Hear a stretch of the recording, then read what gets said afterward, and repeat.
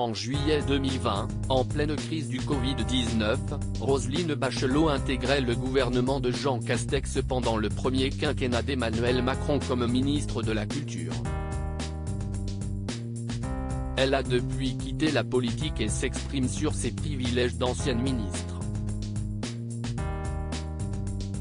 Elle avait juré qu'elle ne referait plus de politique, et pourtant, en juillet 2020, Roselyne Bachelot, ancienne ministre de la Santé sous Nicolas Sarkozy, depuis devenue chroniqueuse à la télévision et à la radio, est nommée ministre de la Culture du gouvernement de Jean Castex.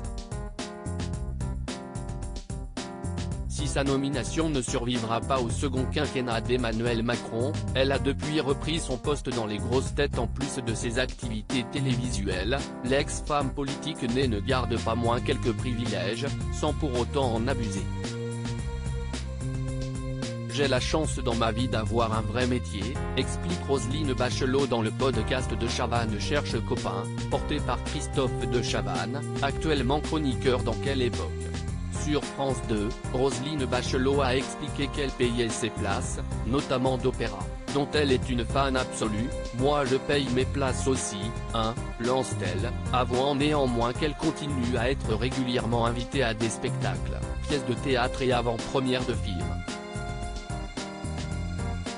L'ancienne femme politique explique également bien gagner sa vie et d'avoir comme une grande gagné de l'argent toute seule. « J'ai la chance dans ma vie d'avoir un vrai métier », confesse celle qui dispose d'un diplôme de médecin en pharmacie. « Moi, j'ai commencé à gagner ma vie en rentrant dans une entreprise alors que j'avais 20 ans, et j'ai commencé mes études j'en avais 30, donc si est un choix d'adulte que j'ai fait. »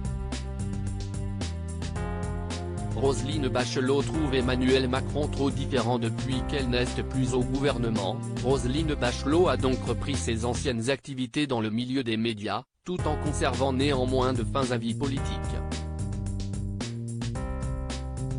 Lorsque Christophe de Chavannes lui demande pourquoi Emmanuel Macron fait tant polémique ces derniers mois, notamment après le passage en force de la réforme des retraites, elle a une explication toute trouvée. Emmanuel Macron est trop beau, trop intelligent, trop différent, réfutant l'idée qu'il serait trop éloigné des gens normaux.